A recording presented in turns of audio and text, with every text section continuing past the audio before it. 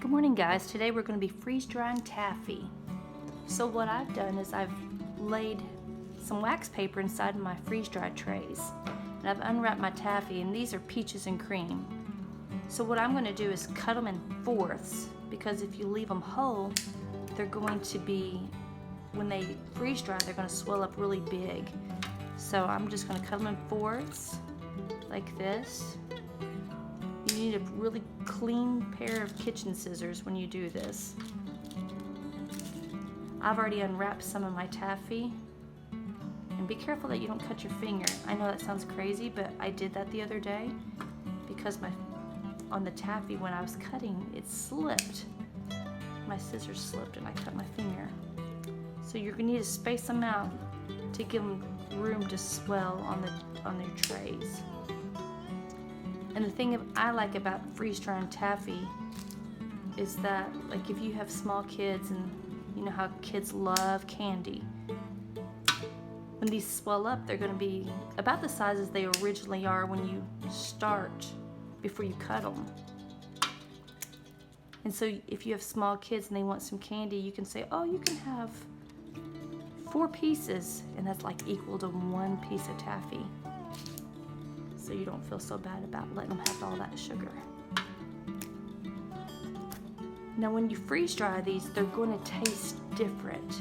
They're not going to taste like regular taffy. I mean, they'll still have the same flavor, but it'll be more intense almost. And it's almost like it has a cotton candy feel to it. So it's going to be like a crunch, and then it's going to turn, just kind of dissolve like cotton candy does into your mouth. Okay, so I've got all my taffy loaded up into my trays, and I decided to do some peaches and cream up here.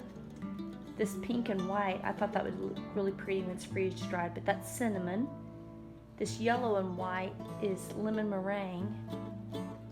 The red and green is candy apple. The brown and white is just coconut. And this large tray of purple is grape.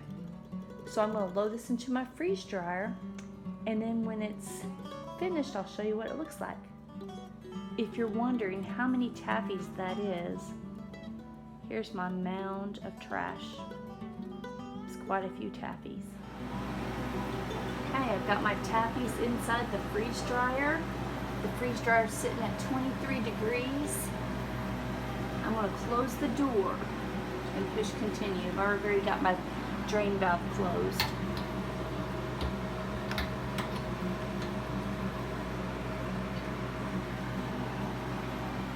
The cool thing about the freeze drying taffy is that when you're freeze drying your fruits and your vegetables, it takes like 24 to 30 hours.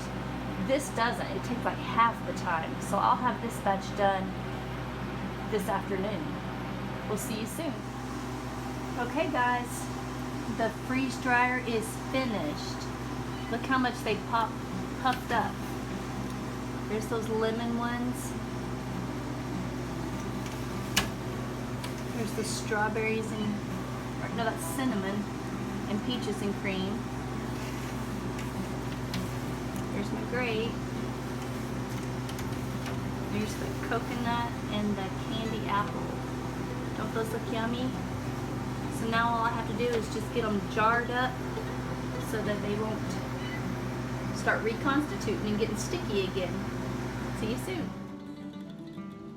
So the last phase in our process is to get these in jars. All I'm going to do is just take them and put them in a jar with a lid on it. You want to keep that lid on there so that they won't reconstitute, turn back into sticky taffy. I'm not going to vacuum seal these because we're just going to eat these out of the jar, so there's no need for that. They won't last long around here. I'm interested in hearing what's your favorite flavor of taffy to freeze dry, or if there's anything special that I should try. Let me know in the comments.